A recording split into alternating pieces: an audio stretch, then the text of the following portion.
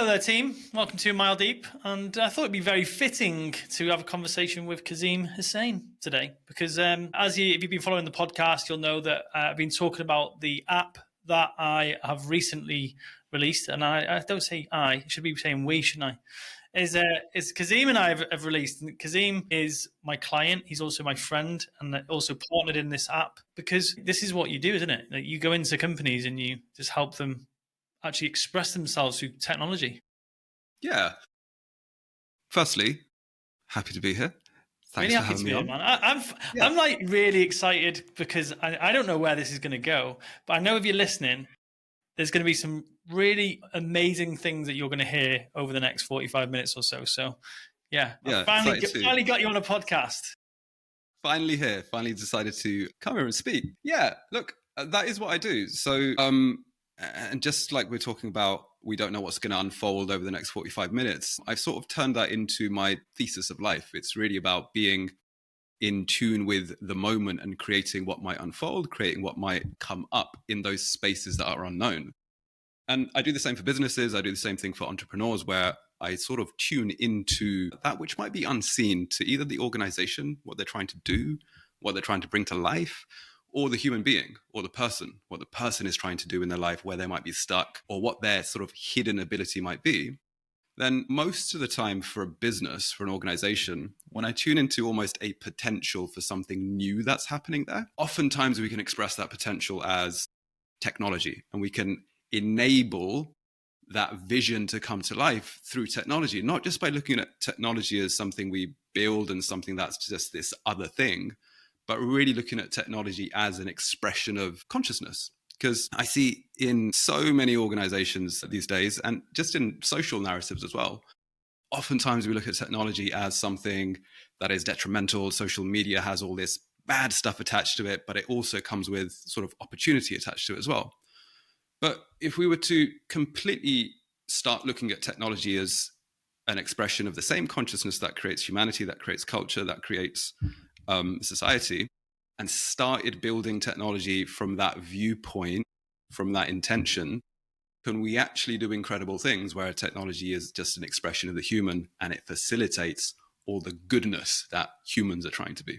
So that's the Yeah, well, I think I experienced that with you, because I was telling you about my goal, which was to build a leadership and coaching institute. It was really weird because I could see all the bits, and I thought it was just going to be done through like meeting people in person, and like that was the institute in my head, or the institution I've kind of recently turned it to.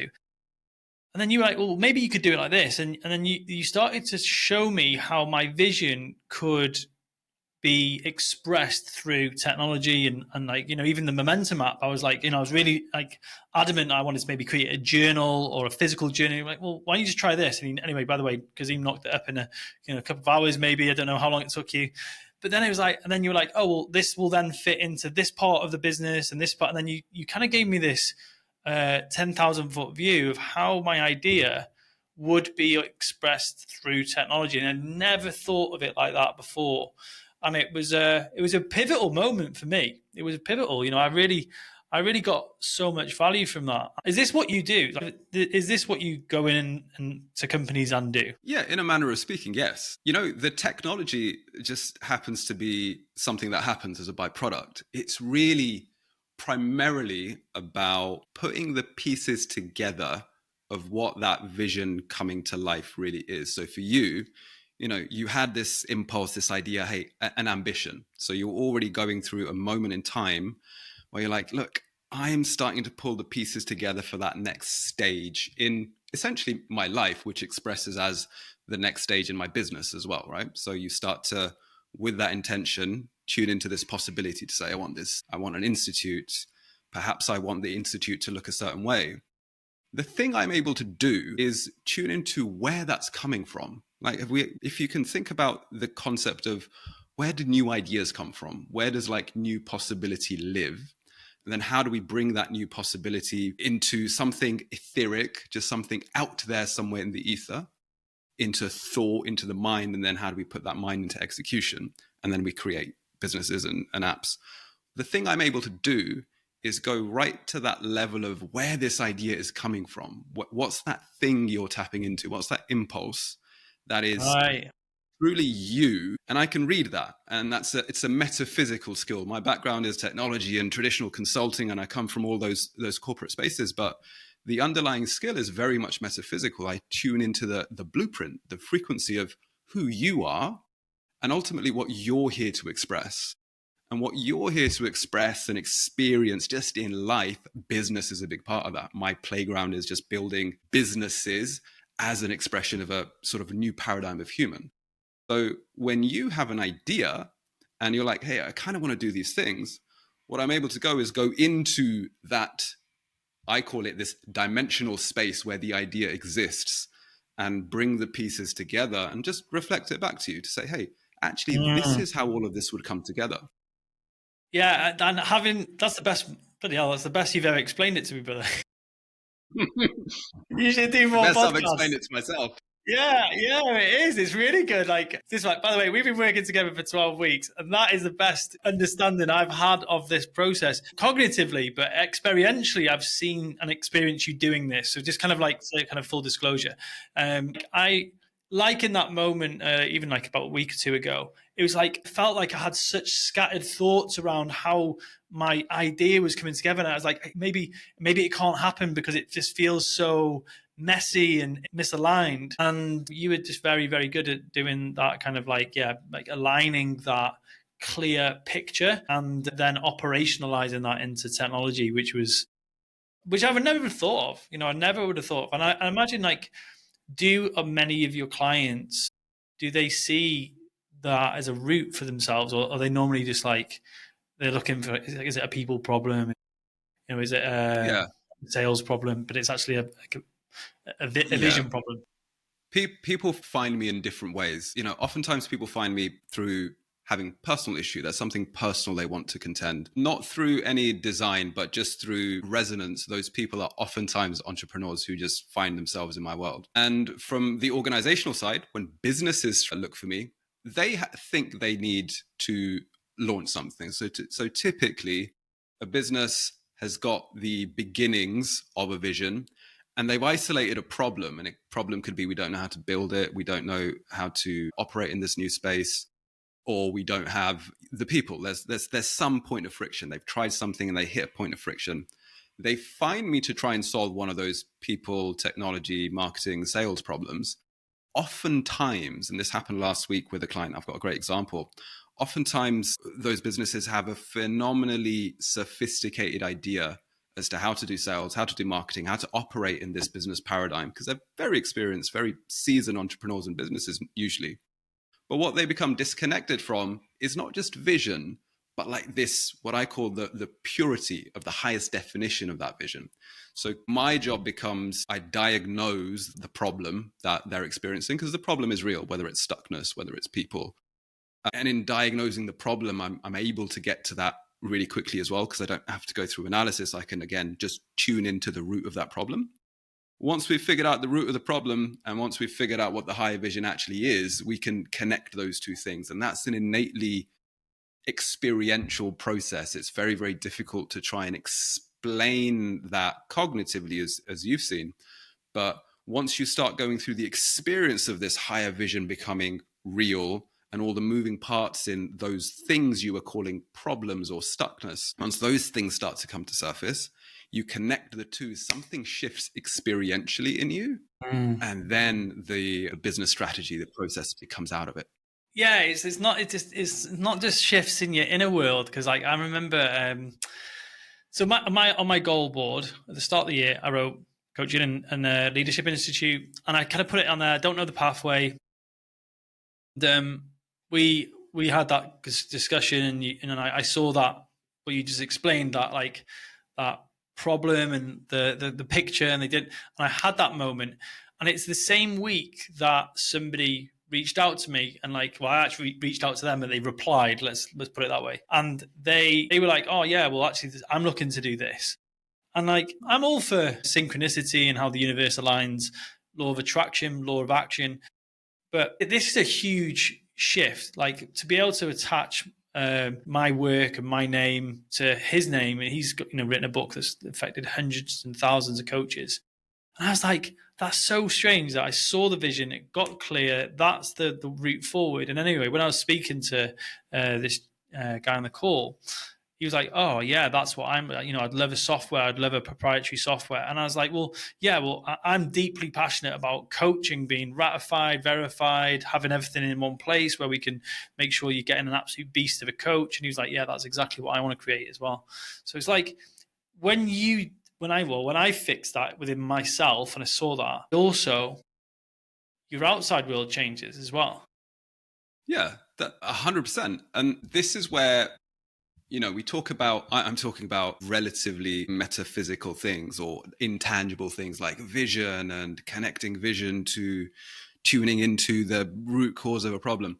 But the reality is this too is technology that is very, very tangible. And when you make shifts at the level I'm speaking of, the nature of reality, the nature of life is such that your outside has to shift. And synchronicity isn't like this woo-woo concept of, it's synchronicity happened and it's so great. There's a very precise science to making those things happen. And it's a technology, what I call, it's essentially a frequency technology as well, which allows for those shifts to happen. So you change as the person, the resonance of you starts to shift, something unlocks in you. The level at which we work, at what this is, your outside has to change. You create, or you come into proximity to the right people, the right opportunities, the right resources that you need. Then it's your job to put that into action, put that into momentum, create frameworks and structure around it, and bring that to life, bring it into matter. So that is 100% how it works. It is the most practical and the most complete way of really looking at business, yourself, and life all as one organic system. They all work together. Yeah, I'm actually just like a bit of a change of direction, but imagine when did you first realize in your adult life that you could use your skill? And I'm gonna say a skill, we can call it what do we term it as before? It's like a psychic ability, a energetic ability. But because I bet it was a bit of a real realization, hang on a second, I can really see some shit that people just do not see. Yeah. Well, look, it's really interesting. So this started to happen. So I've always had this. I was born with this, and we all are to different levels. And it took me a very long time to recognize that all of my different worlds come together, that this is no difference to anything else I do. So I'll tell you the first time, or one of the pivotal moments. I was in my mid-20s, and I was doing all the things that you're meant to do to be successful, right? And I was working in good jobs. I had this vision of a life I wanted at the time, and I started to achieve those things. And I had this moment of realization to say, if I really want to just get to where I want to be, if I want to hit all of my goals, all I have to do is more of the same. And that was the most heartbreaking moment for me to say, is this all I've got to do to achieve the things I thought were important in life? Which at the time I had this idea of a corporate career I wanted, the type of relationship I wanted, the type of place I wanted to live in. And I had a lot of those components coming together. And I had a heartbreaking moment of, is this it? Is this all I got to do? That made me, or was a pivotal moment where I had to just look inwards and say, there has to be more. There's got to be more to life in general. And when I started to ask those questions, something takes place where you start to see the answers. And I started to become aware of energy work and frequency work. And I started to explore those areas, and I started to receive some benefit. And the first time, and it was in that moment, my sister actually said, hey, try this other alternative thing. See what happens. And it was an energy healer. And I had no concept of what this was, but I was at such a low point in my life, and I was so cognitive and didn't believe in any of this stuff, such a denier of these things, where I was like, I was a management consultant. I was all left brain, all process, all of this. And then I've had this moment where I'm falling into depression. I'm like, oh God, what have I done with my life? and someone says, "Hey, try this energy healing thing. It's meant to be calming. Try that." And I was like, at this point, I'll fucking try anything. It's all good. I was very, very low, very depressed on antidepressants, all the stuff. And I went to this lady, and I was living in Spain at the time. I was on Zoom, and somehow this lady knew stuff about me. And I was like, how's she doing that? And I could feel what she was doing. Now, for me, that was the moment of recognition of, oh, this is a thing. And that's all I needed. All I needed. And at that moment, I started to unravel these layers within me. And I realized this is actually a massive aspect of myself that I've been denying. And then I started to remember, literally remember my sort of from childhood, and depending on your belief systems, I started to remember past lives, and my own abilities started to come online. I was like, oh shit, I remember as a kid, I could see all this stuff, which we're calling frequency. And at some point, I just denied it all. At some point, I just turned it all off. And so that was the moment where I just needed one external catalyst to say, by the way, this is a thing. It was almost like needing permission. And it was like a 30-minute session. And when I had permission to say, I'm not crazy, I remember I could see all this stuff. And this is actually innately the world I live in. And I was like, I had all the memory of I just turned all these things off in myself. And then they all just came back online. And I thought, all right, this is just who I am and how I am. And I turned this off because I didn't know how to relate to the world living in those realms. Because I can see things which from probably my early teens till my mid-20s, I had completely shut off, and I'd completely redacted from memory to say I can see energy, I can see frequency, I can see other dimensions. It sounds like a crazy thing to say, especially if you're working as a consultant for big banks and for the European Commission and all those types of things. And I had this remembering, like, this is actually just me. Oh, okay. This is what we need to then nurture. So that's a long way of saying I think that was a pivotal moment. I've always had it. I really need to listen to that. It's funny that you mentioned that you were working in big banks and in consulting roles and management. It's because like that kind of the language you'd normally use, like woo woo. Oh, that's kind of woo woo stuff, and that's been the experience I've had a lot. Is that I'm a scientist by degrees, and when I got really like very left brain, logical, linear, and I started doing some work later on in my 20s, and I started really looking into energetics and spiritual work. And I still wouldn't regard myself as spiritual, but more and more so, I'm just really starting to see that there is an integral part of business. Like it really is. Like I start to see, like even in my own practice, I got on a call with someone the other day. Within like a minute, I had the measure of him. I knew exactly I just knew. I knew it. And I said to him, this is exactly what's going on. And he was like, holy shit, how'd you know that? And I was like, yes, maybe it's the heuristic, like Daniel Kahneman's thinking fast and slow. Maybe it's just I've met so many guys in a certain way. And maybe the way he introduced himself gave it away. I don't know. But within like a couple of minutes, I literally could tell him. And I said, do you know what? Can I just take a stab? What I think your struggle is. And he's like, holy shit, how do you know all that?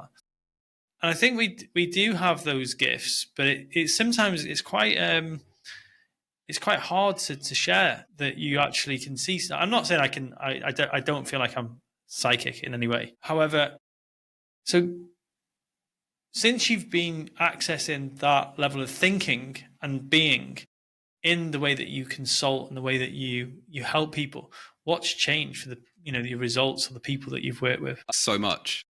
I need a minute to think about that. I find myself, so there's two styles of work. There's the businesses, then there's the just one-on-one with people. A couple of things happen. Just as a sentiment, most of the almost feedback that I see or stuff that gets me still to this day, I've been doing this for a very long time, most of my life now, minus those few years. But the shift in people is oftentimes, or the results are oftentimes not just in the business, the things they're trying to achieve. It's they change. The human beings change, firstly. Secondly, it's the speed at which those things change. And a lot of the feedback that I get these days is in this case of some things just changed. I can't believe that just happened. I don't understand how this just came together. That's the type of feedback I get. What specifically changes is really very, very specific to the person, but oftentimes the vision changes, your entire path, your entire life trajectory has to shift. It's not just about that one business problem. Most of the times your entire outlook on reality starts to change. So if your entire outlook on reality starts to change and you just unlock this part of yourself, then all of a sudden, why are you even trying to do something in the first place? Why were you trying to launch that business in that way?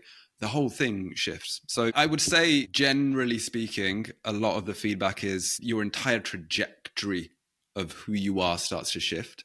And as a byproduct, the things you're putting out into the world, the business you run, the money you try to make, it all comes from a different place. So it looks very different. And once there's alignment, it changes very, very quickly. It's different. Everyone works at a different pace, but the awareness doesn't take very long to come through. That's sort of generally speaking what changes in people. Yeah, I actually do. I actually have a belief about personal transformation is that it doesn't always need hours and hours of therapy. Yeah. I even had that experience when I did psilocybin, and I probably experienced 1,000 hours of therapy in one night. And I think that what you're saying there is that a lot of the people that come to you and the way that you work, they have something that would normally take years to synchronize. You can do that very, very quickly. And the other thing that's actually quite interesting, and part of my work is doing specifically this, these abilities are not unique to me. So oftentimes people who are in those worlds, who do metaphysical work already, they start to level up in their own metaphysical abilities. So, we say, trust your gut, follow your intuition. The human beings at the center of this work oftentimes find that their own abilities start to come online, and they come online rapidly. So you get to do what I'm doing for you as well. So in some ways, if I'm tuning into like your business and saying, here, do this and put the vision together, by the process of going through that work, that starts to come online in you as well. So you start to see these subtle layers of reality that I see as well. So you become equipped with the skill, and that also fundamentally changes who you are, because now you can see more truth, more of what you're trying to do out into the world. And then outside of the technology businesses, a big work stream that I have is actually helping people who already do Reiki, breathwork, who are psychic, or all those types of things, be more potent at their Reiki, be more psychic, be more whatever your skill is. It's an amplification of who you are. So those metaphysical skills start to come online even more so as well. So to answer the previous question, that's one of the big things that changes in people. And you get to follow that. Yeah. Oh, I've seen your testimonials for that, and it's like, why do you think that someone who's already got, because the way I see it is that I've seen you, I would say, to the word tune in, and you've got something really, really right, really, really quickly. I'm like, how the hell has he got that? And then in receiving that kind of insight from someone else and having it said to you, I trust myself more to do it with clients. Like, that's one way that you kind of like that, just that osmolality of being around someone who's willing to just read what's going on, not just what's been seen, what's been heard, but like tune into your frequency and your energy, and then get something really right. So I think it facilitates me to be a bit bolder in that fashion as a coach. But why do you think someone with a psychic ability is specifically, why does that amplification happen so much, do you think, from working with you? I'll try and explain it in two ways. There's a very technical way I can explain this for you as it pertains to how reality is constructed. You're probably going to lose half me, yeah. maybe half the audience if you do that one. There's at least one or two of you who are going to listen to this. No, but generally speaking, if you've got, say, an ability open, call it psychic ability. And before I get into this, I will say, and this will sound even to you perhaps surprising, I don't see myself very much as a spiritual person at all. I see all of this as a form of technology. I'm not psychic. I'm not an energy worker. I work at layers sort of beneath that, at these foundational layers of reality. So if somebody has a gift online, say they're psychic or say they do Reiki or energy work of some kind, all they're really accessing is an aspect of themselves. So what I'm able to do in the same way that I explained earlier, which is where is your vision coming from? It's in this etheric higher dimensional place somewhere. The blueprint of a human being is the same. Like there is a blueprint of you that exists. There's this purity, high definition of who you are that exists beyond your physical experience of life. So when we go through the process of this work, if I help you really come more closer to the purity and the potency of who you can be, which by the way is infinite, the abilities that you already have become more potent as well.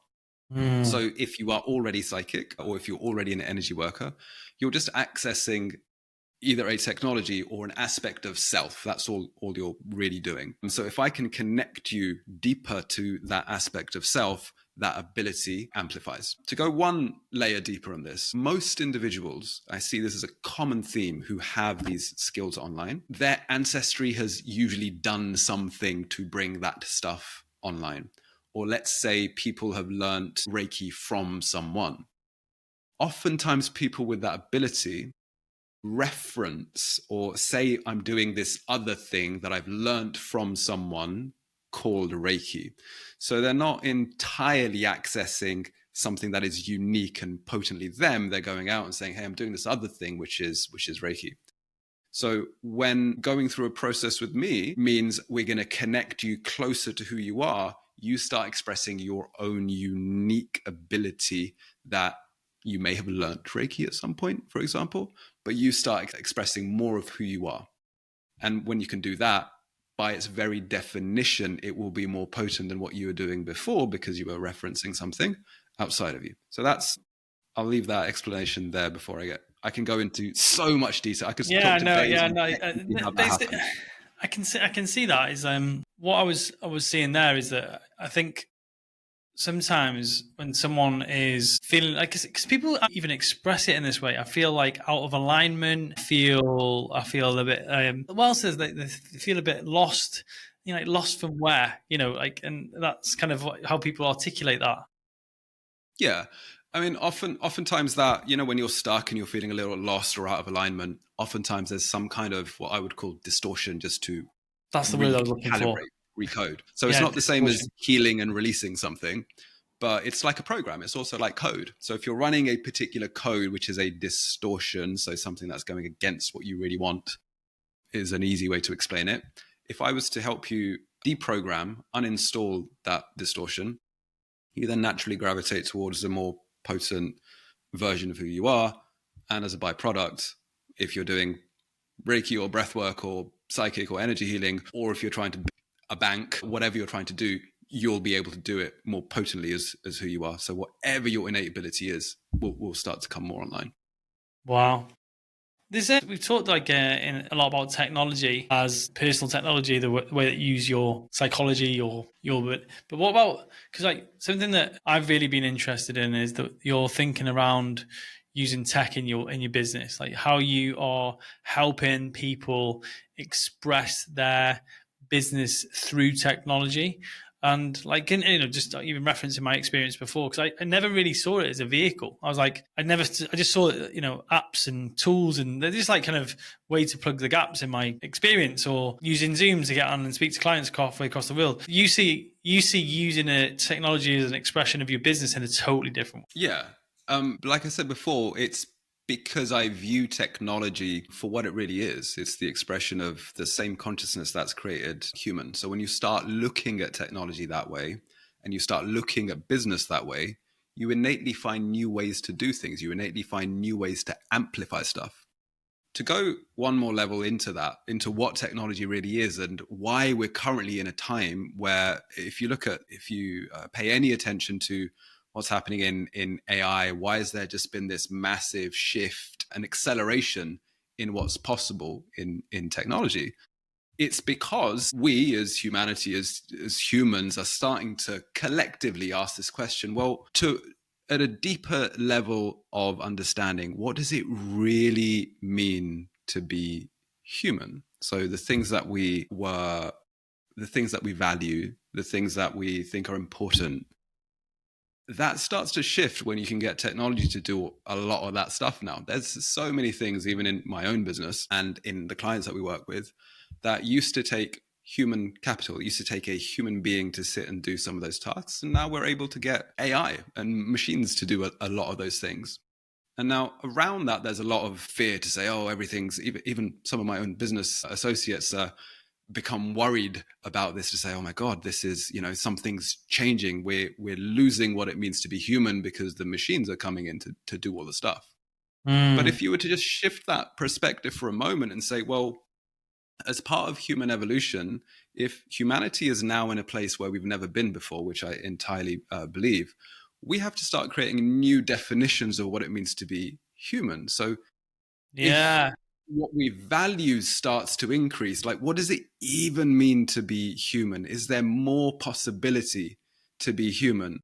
And is there more possibility as to how we can be with one another in culture, in relationships? If all of that starts to get a little deeper and all of that starts to get more well defined, if we're truly going to evolve, not just repeat history as we have been doing, if we're truly going to evolve, we really have to rethink what it means to be human. And it's that collective desire which is creating all this really mass or really accelerated change in what's now possible with technology. So it's bringing it up. It's saying, look, we can, these things that you valued as what it means to be human, actually, you have expressed a technology that can take care of this for you. So go into the unexplored and unknown depths of what it means to be human and bring new things to life, figure out new things that are valuable for you. So when you take that macro view of humanity, technology, and you start to anchor it into what's happening in your business and how can we find you solutions, we'll inevitably find new solutions and new ways to look at technology, business, process, sales. It all changes just from the perspective. Yeah. This is making so much sense, because I think even what's going on in the world at the moment, you can see like there is so much of the symptoms of what you're talking about are happening. There's like, there's so much change going on. Like even in our online businesses, like Poppy's an incredible marketing consultant, like incredible. But she just realized like in the last couple of weeks, she's like, honestly, like what I have been doing over the last, say, even 6 months, ChatGPT can do now. And it was like, it was a hard reality for her. But then it's also now for her, it's like, well, she's actually got a really great opportunity. She's like, what do I really want to do? What do I really want to express myself as? And that was and she actually, she started a clothing brand, and it's like, I saw it firsthand of what you were talking about there. It's like, she's like, well, I don't need to have to do that anymore. And if you actually look at a lot of people, if you reference like an older person, say, for example, a big part of someone's identity is their work. So you don't just say like, oh, that guy, oh yeah, he's a 45-year-old man. He's a pilot. Yeah. People express themselves as their work.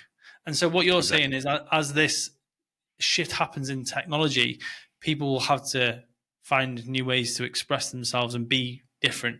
Yeah, because we sort of lose ourselves in these structures that have already been there. So business, relationships, technology, these have been established structures that we've worked within, which really heavily has been influencing how we understand identity of self, right? So when those structures start to change, and it's changing because of, again, just to emphasize, this innate desire in every single human connectively to say, well, who am I really? What does it really mean to be in the human experience? Whether you're doing it on the surface or not, in the same way that you started to experience some shifts with the right opportunities coming in, something starts to change around you, which takes you to just really observing what is really important. So just like when ChatGPT can write marketing copy and you don't have to take weeks to do it, you can adjust it in hours. You start to think, well, now I've got space, now I have time. I have to really think about my preferences, what I like, what would I really like to do. And really, when you pull on that thread, you end up going into this idea of, wait, who am I? What is my identity? What was my identity tied to? Where where are those things in my life that I still attach my identity to, such as my work, my relationships, my money, or lack thereof, whatever it might be. This is When that such a good. starts to change, Such a good point, because if you ask anyone who they are, one of the first things they'll say their name, and then they normally say their occupation. What I yeah. do. At the start of this conversation, Ben, the conversation we had off camera was exactly that. It's like, Ben, I always struggle to say what it is that I do, because I kind of live in these principles as well. Yeah, yeah. It's really hard for me when someone says, hey, Kazim, what do you do?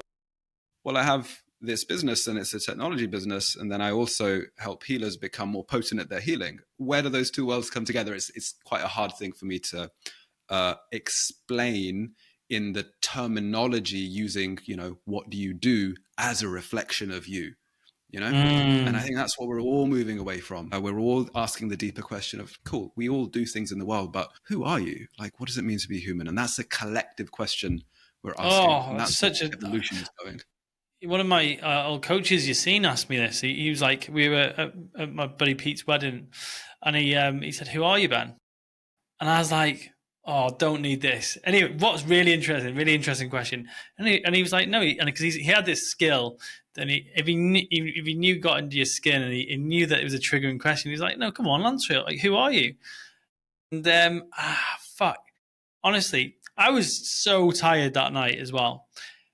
Right. I was super tired, and I'm like, it's 11 o'clock in a little hotel room in Italy. Got Effie asleep in the other room.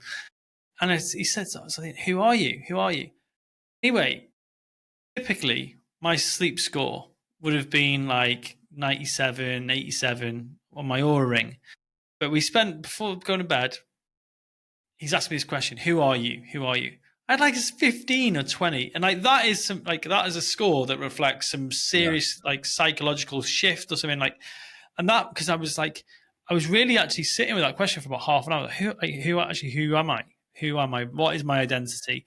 And he's like, no, that's what you do. Like, I was like, no, I'm a coach. I tried going with the angle of, no, I am a coach. This is who I am. And he was like, no, that's what you do. And I'm like, that's a really hard question to answer. Yeah, but it's one of the core purposes of life to understand, like, well, what does it mean to be a human being? It's an evolving experiential answer. It's the same as what I was saying. You learn that through the experience of who you are, and then articulate it later, if that makes sense. Yeah. So it's okay for it to be a tough question to answer, because it's the entire reason you're here. It's the entire reason we're in this exploration. Out of curiosity, that night, on your sleep score, stop knocking your microphone, brother. Sorry. I can see. It's like anyone listening with earphones will be cursing you right now. It's just like, so go on. Ask that question again. Yeah. Out of curiosity, that night when you were really asking yourself that question, did you notice your heart rate variability on your sleep tracker drop? Yeah, that's what happened. Like, that's what it was. Like, I went from my average score, like a low score for me would have been like 67, 55. It was like, I traveled all day across Italy. I had my 1-year-old with me. I was tired. I would have easily have got a decent score. Yeah, I would go to bed later. Could expect a 60. It was 15. And I was like, that is. And I said to him in the morning, have you seen this? Because he understood the scoring as well. And I was like, it was disruptive. Yeah. It is, because it changes to the core of who you are. The reason I asked you if you'd noticed that, so I wear a fitness tracker, and when I do work with clients as well, we can see over the past, however many years I've been doing this work, one constant is always when you first start to dismantle the old paradigm in frequency, because I'm working at that foundational frequency blueprint layer of who you are, your heart rate variability drops immediately. After those first, I have the data across all sessions for anyone who ever measures their heart rate variability, because that level of questioning, that level of change is actually, it's real, it's physical. Your nervous system is going through a recalibration for that to happen. So oftentimes when we go into this work, it's like doing a workout. It is like doing a workout. That's really interesting, Mike, because Poppy's going through a shift at the moment. Like, she's going through a big recalibration of her identity, where she's going in the world, who she is. And she said this morning her sleep score's been super low. It's been low because Indy's been crying late into the night, but it's substantially lower disproportionately lower. And so you can see that. And I actually, like, one of the things I used to measure HRV religiously for years. And the biggest effect on me was stress, and psychological factors were bigger than like training hard and stuff like that. So you're saying that when you go through this kind of readjustment, reorientation about who you are, your identity, you will see that natural shift in your physiology as well.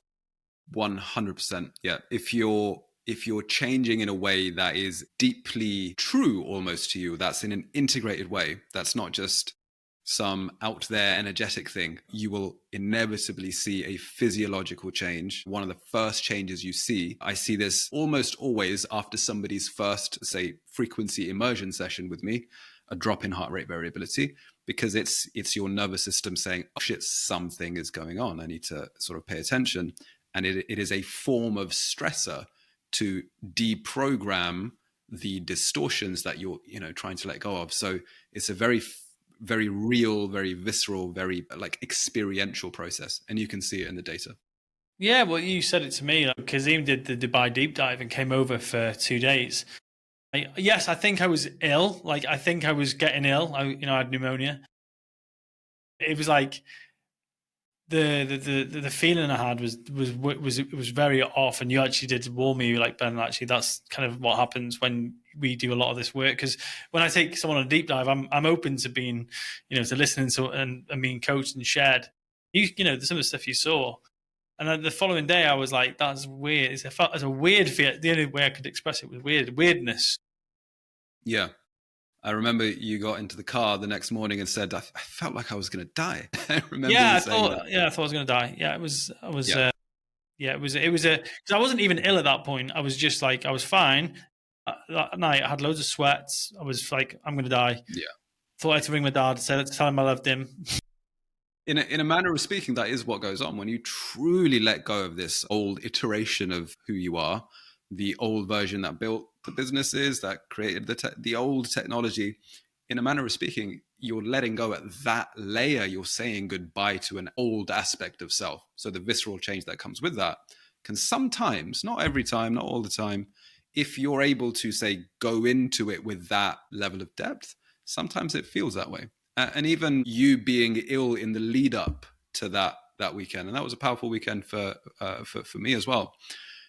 For you being ill in the lead up to that was really a preparation. It wasn't a mistake. It was a preparation for you to really purge. Yeah, I've got loads of and because there's so much I learned back when I was 21 when I was working with Phil Richards is about.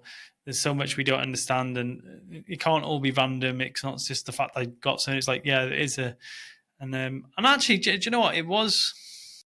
If I was to look back, like, when was I struggling? When was I doing well? It was between those 2 dates. It's like you came just before Christmas. Was that right? Yeah.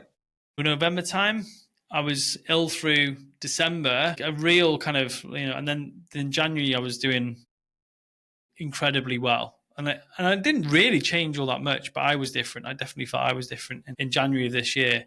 I've used this word quite a few times, but disproportionately better. I'd let go of a lot of stuff. Dude, this has been awesome. I've really enjoyed this. Can we talk about the momentum app for 15 minutes? Are you right? Have you got time? Yeah, absolutely. Have you got time? Yeah, I got time. Yeah, Kazim coded an app because I was talking about this. This idea of, tell you where I got the idea from. There's an app called Win Streak, and it's like where you log your wins. It's just simple. You'll have to log 3 wins. And then because he asked me a couple of questions, and then like a day later, there was like, hey, by the way, check this app out. It was amazing. And you called it momentum, which actually, now I've gone in to start like really learning more about momentum, bringing what I know and understand about momentum and structural discipline and stuff like that, is that this app is made to help you gain personal momentum. And I've been using it for probably about 15 days now. And you've integrated AI, the recording of wins, so building momentum, like literally writing a win every single day, and also like the weekly reflection as well, where you look back on the Friday and you reflect and just like wanted to just share what helped you create that. Yeah, I think it also just through our work together, how you've been helping me, and also just what I understand about all the things we've talked about today. How does reality shift? How does it work? And whether it's a person one on one, whether it's a business we're trying to achieve, like a revenue goal or building something new, launching a new proposition, one of the key forces behind that, really, even in frequency, is the momentum to shift into a new paradigm and build those types of things. It's not just something I do out there in the ether, in the blueprint, in the frequency, but we do this cognitively through our focus as well. So the idea was actually very, very broad, and there's a whole host of things that will go into that application. But the idea first is, can we leverage focus into momentum in a structured way? And since the entire experience of life is really this discovery of self, can I use technology and our proprietary understanding of human beings to really express back to you how you've created momentum? So if I'm logging wins every single day, there's the just a focus. You're backing a new type of wiring to say, I'm focusing on new momentum. I'm focusing on the newness. I'm focusing on, you can call it positivity, but really in the depth of this is when you're winning and you're trying to do something new in your life, the wins are in the new things that you're building. So if you really focus on the newness, you create momentum, not just in your day to day, not just in your focus, but in frequency as well. You create momentum simply by that focus. Taking the action to say, I'm going to log this in an app, almost amplifies the metaphysical, the momentum that's happening in frequency. So now you're working with it. And that builds, and that's how things start to shift. So it's an incredibly simple but powerful way to really act from this intention of I'm building newness in my reality. I'm creating a new business, trying to just strive towards betterment. If I can log that in a place consistently, and then after we've done that for some period of time, so if you've logged your wins for the past couple of weeks, and you've taken the time to reflect on those, you've taken the time to say, this is how I felt, this is what I experienced, and you've had momentum, can I use technology to then reflect back to you how you've done well? Because I don't know about you, but for me, when we move into new things or when I do well, sometimes we don't take a minute to sit back and say, well, how did that happen?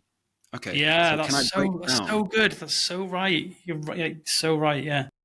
Can I break down the science of not just how winning happens, not just how momentum happens, but how momentum happens for me? Like how I achieve momentum. So if on a particular week I've logged 4 wins, they've made me feel a particular way. And then when I reflected on my week, can I draw the sentiment of my own reflections in that moment when I'm logging them, when I'm winning, when there's momentum? Can I draw on that and gain more understanding about my own self in a personal way to say what works for me? How do I win? How do I create momentum?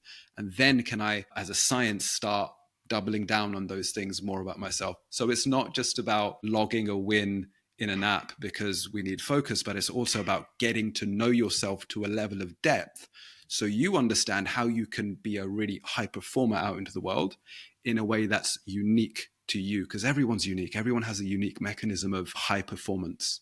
So Yeah. the momentum app, logging wins, and the insight that you're going to get after 28 days of use over the long term, you'll get to know yourself better and you'll learn how you're personally can be a high performer. So that's the idea. And I've hijacked all of that and put it on my site. So no, just full disclosure. I've said this to you before on our group call. Is that like I'm taking no credit for the brains behind this. I'm happy to take what Kazim's created and take it to the. I think it's absolutely incredible. I've been logging wins for years. So go on, you're going to say? Yeah, no, but it is. It's. I was joking to say it's mine. It's my genius. But really, the way it's coming to life and the way it will evolve, a lot of it's your methodology, how you coach as well. So it's very much a collaboration. Yeah, I get that. No, because I'm like real big on like celebrate wins, reflect on the Friday, the structural discipline. Actually, one of the things that Stutz talks about is like turning towards your challenges and creating momentum is what actually hooks you into a universal higher force called the force of forward motion. It's like, and you feel that, you really feel that. And I love it when I see clients with momentum, because they just like all these things that start happening for them, they start transforming. And it's a beautiful sight when someone's got momentum, and everything seems so much easier. So, and I've put the link. So if you're listening to this podcast, wherever you're watching it, listen to it. I'll just distribute everywhere. The links in the comments for the podcast. Like, sign up for it. It's free, and the best part, you made it free. We just want 100 people on there, and we want to see how people start logging wins. So it's kind of in that kind of beta phase at the moment as well. Yeah, and it will evolve if you really commit to just experimenting with this with the long term in mind. You'll see the more you use it, the more beneficial it will become for you. This is just the start. There's so much more we're gonna be adding in there, so you get more insight in you. Yeah, like, because even this morning, Kazim sent me a message like, we're going to put just some notifications, because people forget to log wins. And I think that's one of the biggest problems people have. They see wins as indulgent, not imperative. Like, and I think Exactly. that distinction is like, people just see like, writing my wins down. It's like, it seems, especially for Brits as well, it's like, it seems so indulgent. Where actually, if you want to be the highest performer, like what you said before, you've got to be able to work in that realm of, this is imperative. This is me performing, and I need to know how I perform. So yeah, I think you're dead on. These things like winning, joy, celebration, joy especially, I see this in so many clients, to say a new paradigm of creating all these new businesses, creating all the new money and all those types of things. The driving force has to start changing, right? So our driving force before for creation was very much sort of sacrifice and lack and survival. But when we remove the need for that, we forget to also change the fuel that drives us to create business and commerce and betterment. We're used to focusing on those things that are innately problematic for us to move forward. But one of the things that we can sort of help with technology is if we can just send you a notification which brings to surface a different type of focus, to say, hey, have you focused on that win? Because that will be your new fuel for creation. The momentum is going to come from these places of creation, from joy and the love of creation. So in a small way. I think it's a really important point, especially for my listeners, the type of people I've got listening to the podcast, is that most people's fuel for creation, like you said, is lack, scarcity, worry, stress, which burns them out. It burns fast, it burns hot, but it burns you out. Whereas when you switch from, because also what happens also is like, you get to a point and you maybe start making money, you haven't got as much stress, you haven't got as much worry, and then people get a bit lost, because I think one of the things that they don't do is switch the fuel. They're like, well, worry and stress and lack and, being skint and being, trying to prove something that got me here, but it won't get you there. And I think what will be, and I'm seeing it as we're talking, actually, the momentum app is like helping people do the work to learn how to reposition their fuel for creation. So I love that. Yeah. Wow. Seen something mega there. Really, dude, I've really enjoyed this. We're going to have you back on. Thank you so much. If people want to reach out to you, I'll put your email in the comments. Kazim is on Instagram. He very rarely posts, but that's going to change. No. We can put my Instagram in the comments, and I think from this moment we'll make that active. Yeah. But where's the best place to for people to find you though? Like where would you send them? Say, go here and find me. Here is. We'll call it Instagram. Until now, I've been very much in the background, in the shadows. So if you want to find me, you can find me on Instagram. Beautiful. Thank you so much, brother. Awesome. Really enjoyed that. Thank you. That was awesome. Dude, that was